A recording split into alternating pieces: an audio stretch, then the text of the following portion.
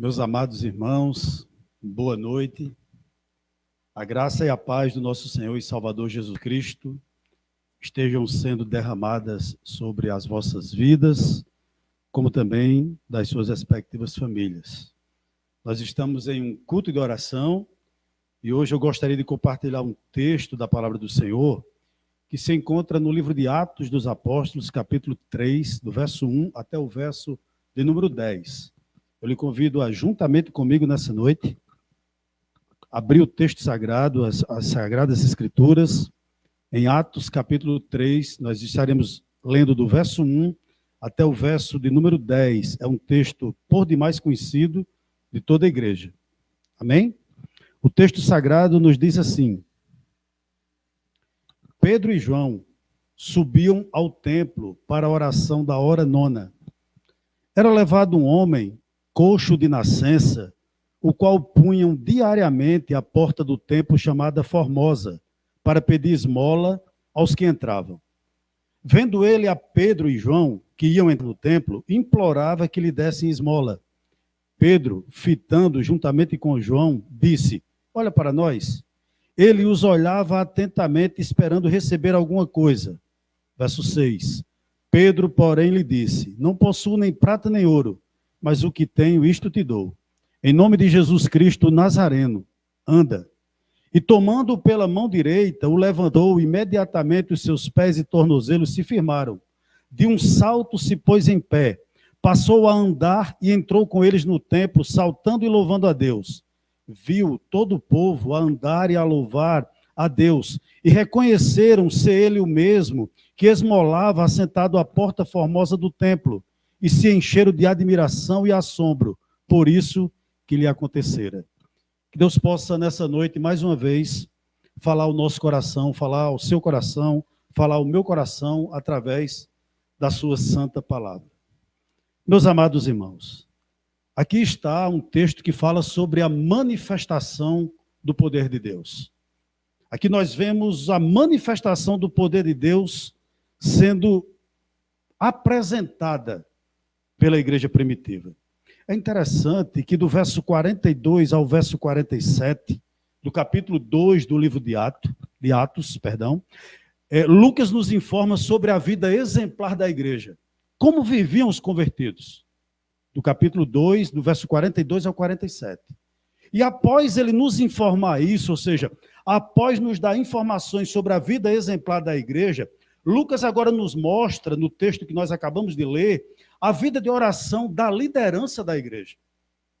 Antes de nós adentrarmos no texto propriamente dito, eu gostaria de frisar algumas verdades ao nosso coração.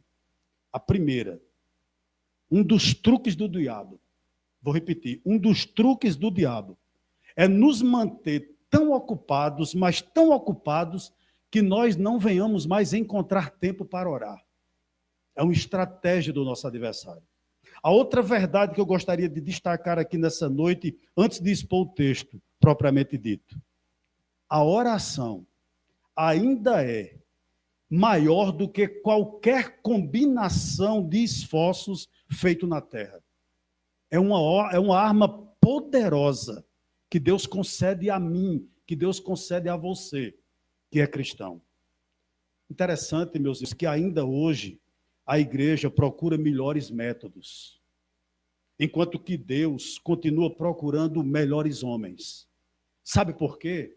Porque Deus nunca ungiu métodos.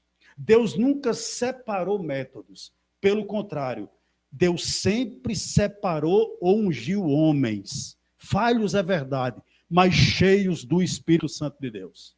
Essa é a grande realidade. Portanto, nessa noite, se o diabo tem retirado você do lugar de oração, retorne, porque é nesse lugar que a igreja vai triunfar. Verso de número 1, eu chamo a sua atenção para ele, do capítulo 3 do livro de Atos. A Bíblia nos diz que Pedro e João subiam ao templo para a oração da hora nona. É interessante, irmãos, que esses dois homens, essas duas colunas da igreja primitiva, esses dois apóstolos, eles mudaram de religião, ou seja, eles abandonaram o judaísmo e abraçaram o cristianismo, mas eles trouxeram consigo coisas boas da sua religião. Por exemplo, o hábito contínuo de orar. O judeu sempre orava, às 9 da manhã, ao meio-dia e às 3 da tarde. E Pedro e João não abriram mão disso. E eu, meditando nesse texto, eu perguntava ao verso, né? Fazia perguntas ao texto, ao verso 1 em particular, da seguinte forma: por que eles oravam? E por que nós devemos orar? Por quê? Porque eles entendiam, como eu e como você, que Deus, a sua presença, é mais importante do que fazermos a obra dele. Entenda bem o que eu estou querendo dizer aqui. Que Deus está muito mais interessado no que nós somos do que nós fazemos. E eu tenho uma verdade primordial para lhe dizer nessa noite. Orar não muda Deus. Orar nos muda. Orar muda as circunstâncias em nossas voltas. Por essa razão, nós temos que retornar ao nosso lugar de oração. Vale destacar o seguinte acerca dessa igreja. O livro de Atos relata, por exemplo, no verso 1, no capítulo 1, verso 14, que a igreja orava para receber a promessa do Pai.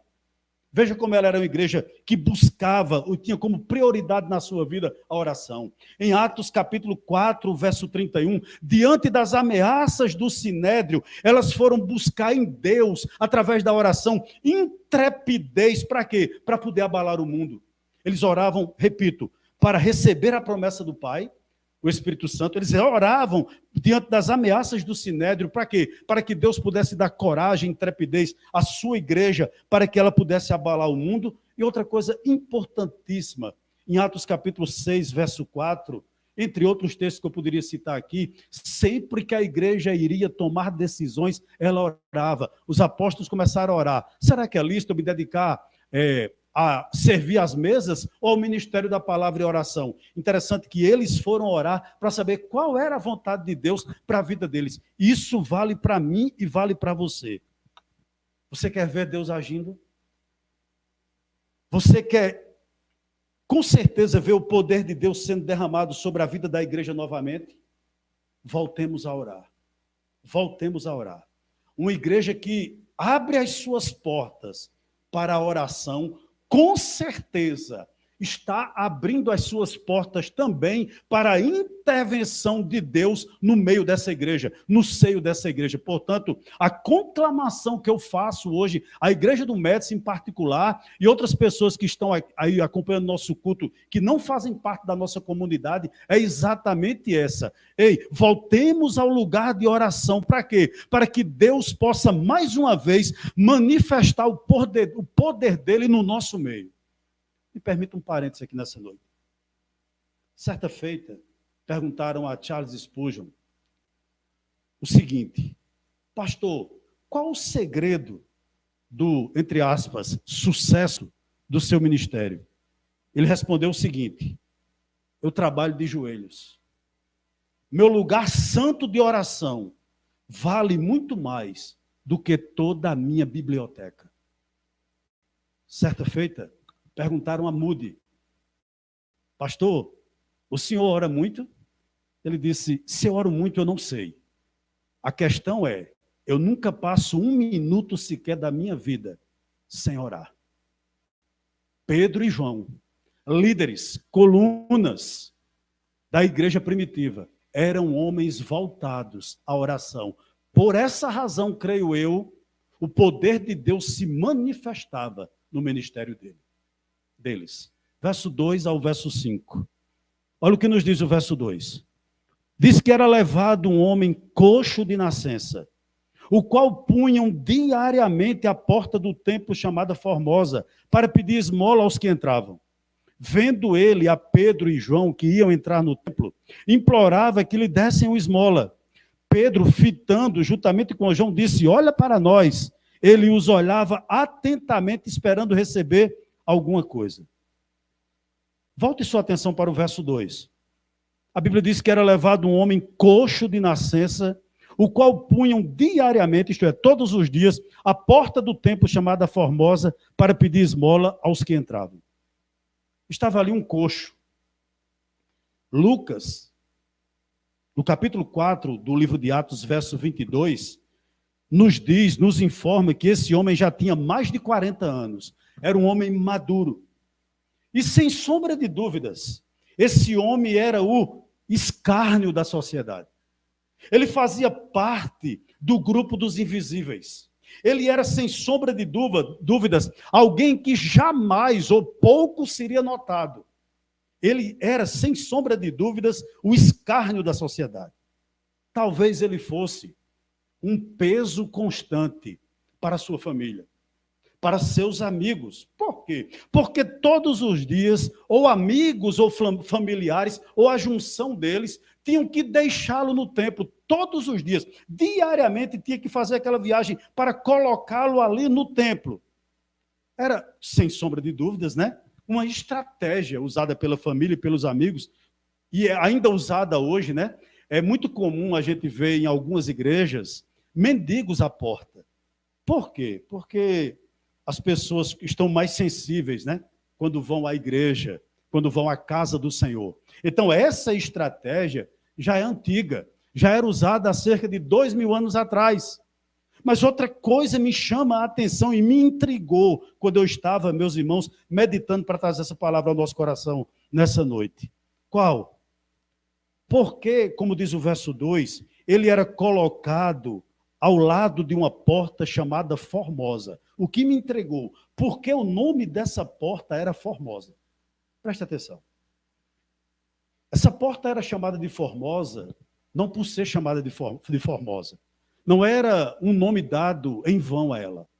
Ela era uma porta revestida toda de bronze, vindo da cidade de Corinto. Essa porta possuía, presta atenção, 22 metros de altura. Era algo gigantesco. Ela era também conhecida como a porta de Nicanor, porque foi Nicanor, uma pessoa oriunda de Corinto, que doou esse bronze para que essa porta pudesse ser revestida com um bronze de Corinto, vindo da cidade de Corinto. E ela era uma porta belíssima, a ponto de, segundo alguns historiadores, segundo alguns comentaristas, da sua beleza ofuscar, jogar sombra sobre as demais portas do templo, que eram feitas de prata e de ouro. Então, meus irmãos, eu fiquei pensando, meu Deus, por que esse mendigo era colocado à beira dessa porta?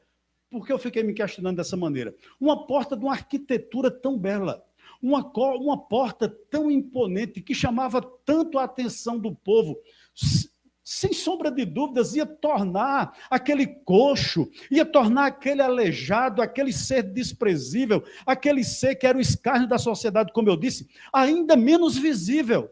Por quê? Porque a porta tomava toda a atenção, meus irmãos, de quem passava por ali. Diante da beleza arquitetônica daquela porta, diante da sua imponência, diante do seu tamanho, da sua magnitude, quem ia olhar para um mendigo coxo de nascença, para um ninguém? Quem ia olhar? Há uma aplicação para a nossa vida aqui nessa noite. Muitas vezes nós, como igreja, temos deixado de olhar para as necessidades que estão ao nosso lado, por conta talvez de pessoas mais importantes, por conta talvez de pessoas mais nobres que são colocadas ao nosso lado, quem sabe por conta de pessoas mais conhecidas, que moram em um lugar melhor, que possuem um salário melhor, que possuem um título melhor do que o meu, ou do que a pessoa que está clamando por misericórdia, que não é tão importante ao seu lado. Meus irmãos, como isso tem tirado o nosso foco? Como as coisas belas, não necessariamente somente pessoas, mas como as coisas belas, os sonhos, nossas realizações. Não que seja errado você pensar dessa forma, mas como isso tem tirado o nosso foco, ou seja, como isso tem conseguido a beleza do mundo, as seduções do mundo, meus irmãos, as coisas que são colocadas, ou deveriam pelo menos ser colocadas em segundo plano, para nós como cristãos, como essas coisas têm desviado o nosso foco, como que tem tirado a nossa visão, meus irmãos, e nós temos simplesmente tapado os ouvidos para os invisíveis, para aqueles que estão clamando dia e noite à nossa porta. Como isso tem, irmãos, destruído a nossa vida, eu vou dizer assim, missionária. Eu chamo sua atenção, por gentileza, para o verso 3. Olha o que nos diz o versículo de número 3. Vendo ele, ou seja, o coxo, a Pedro e João, que iam entrar no templo, implorava que lhe dessem uma esmola. Você sabe o que é implorar? Implorar é gritar por socorro. Você sabe o que é implorar? É pedir com insistência. Você sabe o que é implorar? É rogar constantemente. Eu sei que havia talvez uma supervalorização por parte daquele coxo para chamar a atenção de Pedro e de João. Eu sei disso. Mas a Bíblia é muito clara, ele implorava, ele rogava. E eu lhe pergunto, quantas pessoas têm, entre aspas, nos importunado? Quantas? Quantas pessoas até na nossa família roga, implora, pede? Teu colega de trabalho, teu vizinho, está clamando, está implorando. Mas parece que ele é invisível aos nossos olhos, que eles são invisíveis aos nossos olhos. Parece que nós fazemos de conta que ele nem existe. Agora eu quero lhe refrescar a mente nessa noite. Todos nós que somos cristãos, a Bíblia me assegura que nós temos um chamado. Ou você recebeu um chamado, ou você ainda precisa ser alcançado. Então, todos nós que somos cristãos, nós recebemos um chamado. Eu gostaria de lhe lembrar algo aqui nessa noite. Seu chamado é pessoal. Por que é pessoal, pastor? Porque Deus não chama coisas. Deus não chama animais. Deus chama pessoas. E quando chama, conta com elas. Outra coisa acerca do seu chamado. Além dele ser pessoal, ele é irrefutável. Isto é, o que é que eu estou querendo afirmar com isso? Deus falou com você. Deus falou comigo. Não necessariamente você precisa ser um pastor, não necessariamente você precisa ser um mestre, não necessariamente você precisa ser um profeta. Eu não estou afirmando isso. Mas, sem dúvida alguma, você recebeu um chamado de Deus para se envolver com ele e com a noiva dele, a igreja. Portanto, seu chamado é pessoal e é irrefutável. E talvez o mais importante, seu chamado é intransferível. O que significa isso, pastor? Você não pode terceirizar. Você não pode dizer acerca do seu chamado, eu vou colocar nas mãos de outro. Não, é seu. Por uma razão muito clara. Pessoas cruzarão seu caminho amanhã, que não cruzarão o meu. Eu terei oportunidade no dia de hoje, ao sair daqui, e possivelmente no dia de amanhã, se nós estivermos vivos, de cruzar, de compartilhar com pessoas que você não vai ter a mesma oportunidade que eu. Por essa razão, Deus colocou o chamado de forma intransferível na minha mão e na sua mão. Esse homem aqui, esse coxo aqui, ele podia ter sido desprezado por muitos, mas não foi por Pedro nem por João. Por quê? Porque era um chamado para eles. Se os outros negligenciaram, problema dos outros. Pedro e João não. Há um provérbio que muito fala ao meu coração, vou citá-lo. 21:13. Diz o seguinte: o que tapa o ouvido ao clamor do pobre, também clamará, e não será ouvido. Vou repetir. O que tapa o ouvido ao clamor do pobre, do necessitado, também clamará e não será ouvido. Nem eu, nem você que está me ouvindo aqui, nós não seremos salvos porque somos muito misericordiosos. Não. Mas o fato de nós sermos salvos indica que nós somos pessoas que exercemos a misericórdia. E você poderia me fazer uma pergunta aqui, simples de responder para mim hoje. Onde Deus quer lhe usar? É simples. É muito simples. Onde existe uma necessidade. Permite-me um parênteses aqui nessa noite. Eu gosto muito, em particular, do livro de Neemias.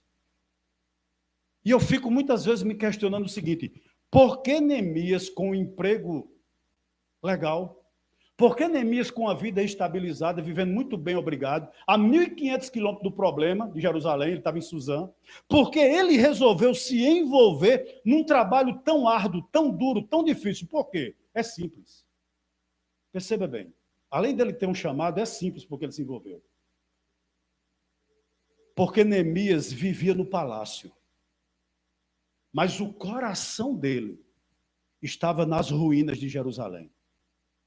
Essa era a grande diferença. Eu e você podemos viver na igreja, envolvido com 1001 coisas, mas o nosso coração deve estar nas ruínas dos perdidos. Deus nos chamou para isso. A mim e a você que está aí. Repito, o seu chamado é pessoal, irrefutável e intransferível. É você. Versículo 5. 4 e 5, perdão. O verso 4 nos diz o seguinte. Pedro, fitando juntamente com João, disse, olha para nós. Ele os olhava atentamente, esperando receber alguma coisa. Interessante, né? No verso 4, Pedro tem uma atitude que choca e muito a teologia dos dias atuais. Não é verdade? Por quê? É muito comum nos dias de hoje a gente ouvir a seguinte expressão, olhe para Jesus, não olhe para o homem. Não é verdade? Você, olha, não tem nada de errado você se fixar em Jesus, deve mesmo. Mas o discurso da igreja sempre é esse. Não olhe para o vaso. Não é verdade? Não olhe para o homem, olhe para Jesus, porque o homem lhe decepciona. Eu não estou dizendo que o homem não é falho, pelo contrário, o homem é falho. Mesmo o regenerado, ele vai falhar em algum momento. Mas aqui, Pedro frustra a nossa teologia, porque ele diz no verso 4 o seguinte, olhe para nós. Ei, coxo, olhe para mim, olhe para João. O que é que ele estava dizendo? Perceba a diferença na nossa vida.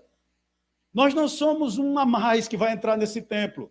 Nós não somos um a mais que vai olhar para ti com indiferença, não. Olha para nós. Interessante, irmãos, que o nosso comportamento, ele dirá exatamente no que nós cremos. Você é resultado daquilo que você acredita. A forma como você se comporta nada mais é uma expressão de que fé você tem na sua mente. Porque essa fé que você tem na sua mente, inevitavelmente ela escorrerá para o seu coração e escorrerá para as pontas dos dedos. Você é o resultado daquilo que você crê. Certo pregador convidou um pastor muito jovem para pregar na cidade dele, na igreja dele. Era uma cidade provinciana, muito pequena. E ele convidou aquele pastor para pregar no domingo à noite e o pastor viajou para lá no sábado. E durante o sábado ele foi mostrar a cidade ao pastor, rodeando a cidade a pé, andando pela cidade a pé. A mostrou no sábado. No domingo fez o mesmo percurso. No domingo à noite, que era para ele pregar, ele não pregou, o pastor mesmo da cidade foi quem pregou. Na segunda, ele voltou a fazer o mesmo trajeto e se repetiu pela terça, pela quarta, quinta, pela sexta e pelo sábado. Aquilo inquietou o jovem pastor, e no sábado, uma semana após que ele já estava lá, ele perguntou ao pastor, o senhor não vai me dar oportunidade de ir ao púlpito, não? O senhor me chamou aqui para pregar. O pastor antigão, né, o que o havia convidado, disse o seguinte, desde sábado que você prega. Eu levei você aos 4 cantos da cidade por uma semana, para que a igreja lhe conheça. Para que depois que você pregue, as pessoas possam verdadeiramente acreditar que aquilo que você prega é verdade na sua vida. Vou lhe chamar nessa noite, ou lhe pedir, que você abra a sua Bíblia, ou se não acompanhe comigo a leitura, de 1 Tessalonicenses capítulo 1, verso 6 ao verso 8. O apóstolo Paulo escreve o seguinte, 1 Tessalonicenses capítulo 1, do 6 ao 8. Ele diz o seguinte acerca da igreja de Tessalônica. Com efeito, vos tornastes imitadores nossos e do Senhor, tendo recebido a palavra posto em meio de muita tribulação, com a alegria do Espírito Santo, de sorte que vos tornastes o modelo para todos os crentes na Macedônia e na Acaia, porque de vós, ou seja, dos Tessalonicenses, repercutiu a palavra do Senhor não só na Macedônia e Acaia, mas também por toda parte se divulgou a vossa fé para com Deus, a tal ponto de não termos necessidade de acrescentar coisa alguma. Aquela igreja que Paulo havia fundado em Tessalônica, para Paulo ela era o tipo, o modelo, a xerox, a cópia para toda a região da Macedônia e da Acaia. Se alguém quisesse imitar a Cristo e chegasse para Paulo e perguntasse: mostra-me uma igreja que eu posso imitar, com certeza que eu irei imitar a Cristo, Paulo levaria essa pessoa a Tessalônica e dizia: aqui está o modelo a ser imitado. A minha pergunta a você nessa noite é o seguinte: nós podemos dizer isso? Olha para nós, como ovelhas, como filhos, como pais, como patrões, como empregados, como pastores, como maridos, como esposa. Olha para nós. Será que nós podemos dizer isso? Será que a nossa teologia está em consonância com a de Pedro? Pedro disse: ei, olha para mim. Nós podemos dizer isso nessa noite?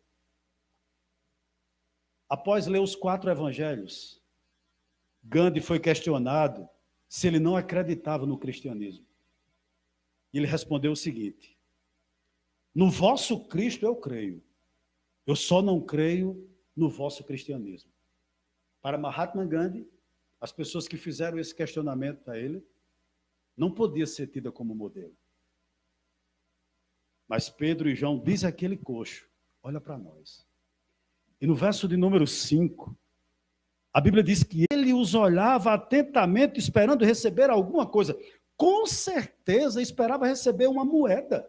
Ele esperava receber uma coisa pequena. Mas, meu irmão, a igreja tem mais. Ele esperava receber uma moeda. Mas ele recebeu o quê? 2 pernas novas. Por essa razão, a igreja é sal e luz. Nós temos o que oferecer. Nós temos o que dar, nós temos esperança. Ei, se há um povo que tem esperança, esse povo é o povo chamado de cristão. Nós temos esperança de vida eterna, nós temos esperança do retorno do nosso rei. Nós não estamos à deriva, embora estejamos no epicentro de uma tempestade. Ei, Jesus está no barco conosco. Louvado seja Deus. Louvado seja Deus. Verso 6. Ele diz assim: Pedro, porém, lhe disse: eu não possuo nem prata nem ouro, mas o que tenho, isso te dou. Em nome de Jesus Cristo Nazareno, anda. Que coisa, né? Parece que financeiramente, nem Pedro nem João não era muito bem sucedido. Ele diz abertamente: eu não tenho uma moeda.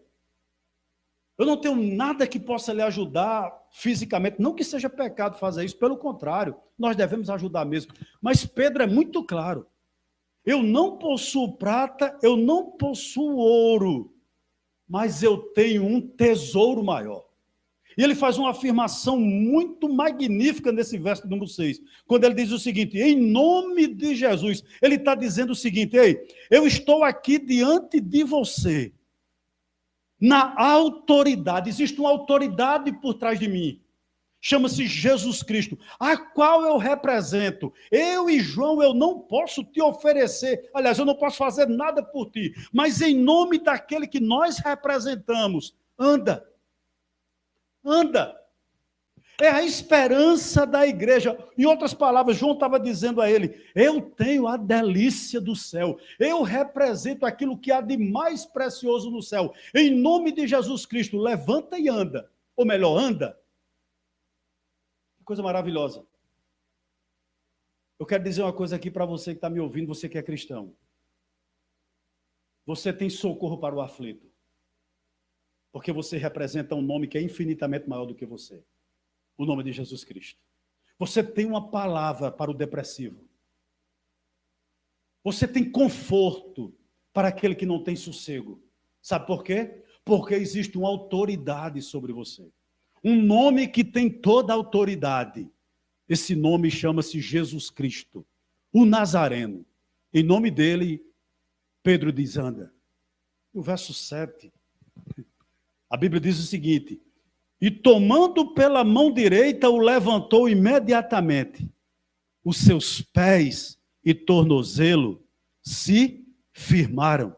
De um salto se pôs em pé, verso 8. Passou a andar e entrou com eles no templo, saltando e louvando a Deus.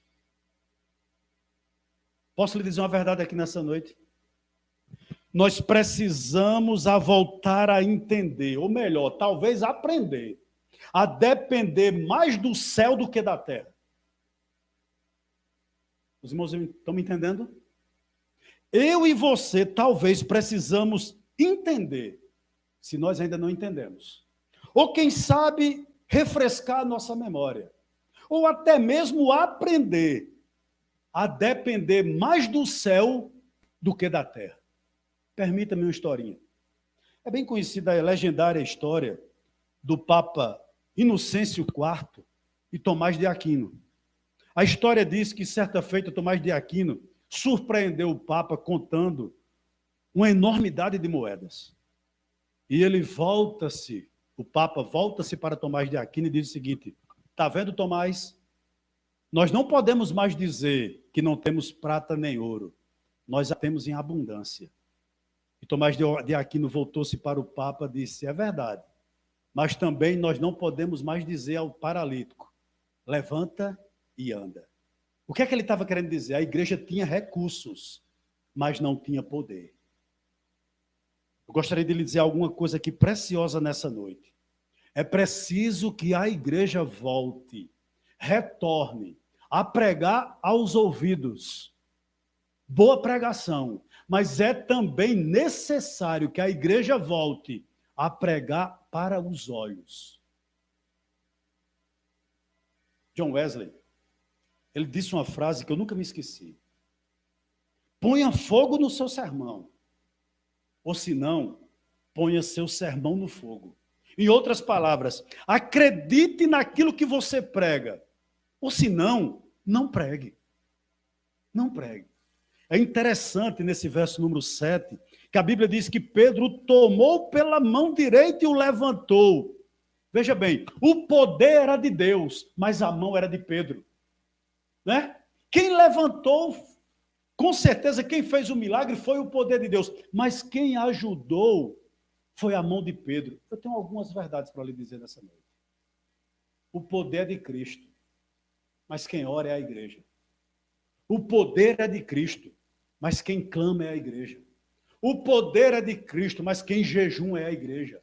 O poder é de Cristo, mas a palavra foi dada à igreja. O poder é de Cristo, mas a ousadia, a intrepidez é da igreja. Estudando o livro de Atos, quando você chega em Atos capítulo 12, a Bíblia diz o seguinte, que Pedro foi preso e estava prestes a ser morto. Mas existia oração incessante por parte da igreja pela vida de Pedro, pela soltura de Pedro. Interessante que Deus manda lá um anjo. Não é verdade? Foi o anjo que foi chamar Pedro na prisão. Mas eu lhe pergunto, quem foi buscar o anjo? A oração da igreja. Veja o poder da oração. Pedro foi solto pela intervenção sobrenatural do anjo. Mas o anjo só veio porque a igreja orou. Quero lhe dizer uma coisa aqui nessa noite.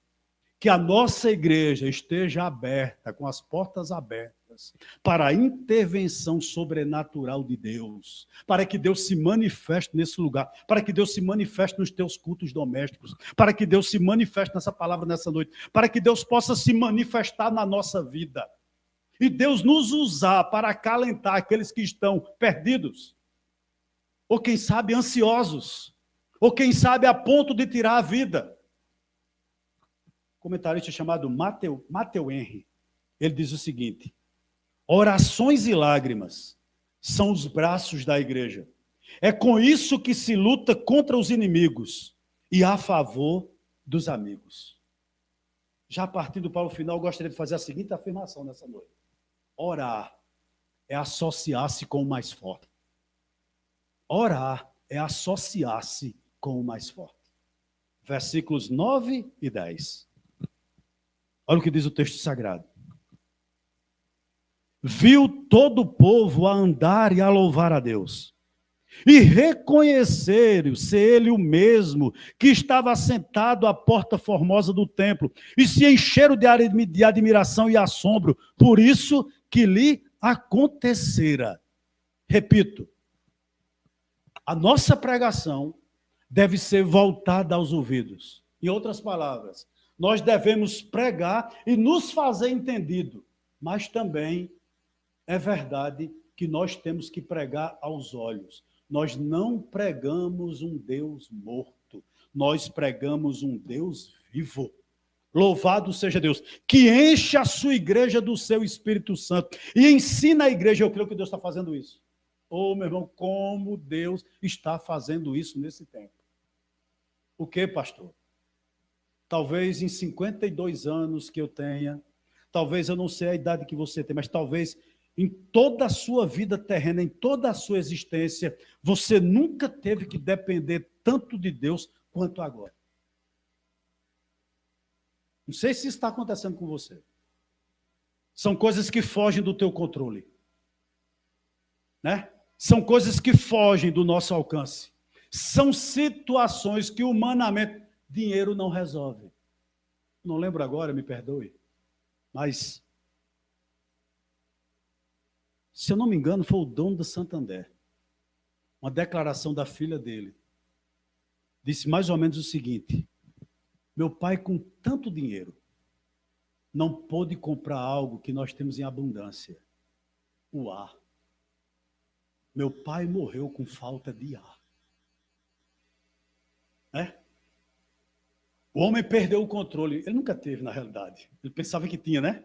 Um vírus microscópio fez muita gente ver que nós não temos, né, o controle sobre a nossa vida, que nós não temos o controle sobre o tempo, mas como nós cristãos somos felizes.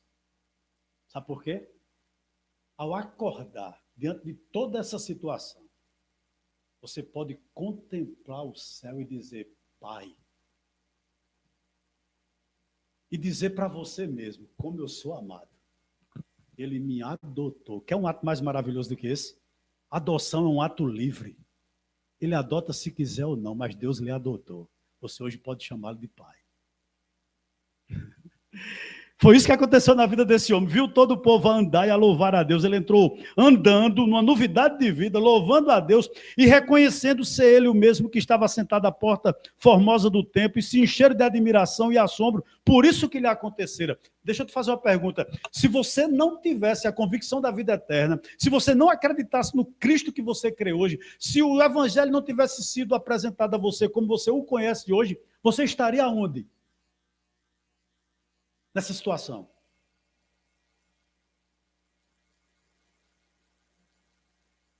Nós estamos em Cristo. Ficamos tristes, por vezes angustiados, mas a palavra de Deus nos lembra. Nós temos motivos, como esse aleijado, de louvar e de adorar Ele, porque Ele se fez carne, habitou no nosso meio e nos salvou. Nosso Deus não está morto, repito. Eu termino essa noite com a citação de Martin Luther King, que vale para esse aleijado, que vale para mim e para você. Eu fico imaginando quando esse coxo chegou em casa, andando, pulando, com suas pernas tonificadas, com seus tornozelos consertados. Eu fico imaginando a festa em casa. O que foi isso? 2 homens, Pedro e João, disseram que em nome de Jesus Cristo Nazareno eu andasse. E eu tive fé. O texto vai dizer isso, se você continuar lendo. Que ele teve fé e ficou curado. Olha bem quem é você hoje. Mais ou menos Martin Luther King nos ajuda a compreender. Ele diz o seguinte, e vale para esse aleijado também: eu não sou quem gostaria de ser. Eu não sou quem eu poderia ser.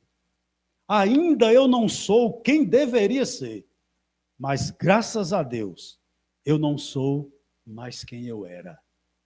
Ei, nós temos esperança. Por quê? Porque aquele que disse que nos amava mais do que tudo, vive e reina pelos séculos dos séculos. Amém. Por essa razão, a vitória é nossa. Em nome de Jesus. Que Deus nos abençoe.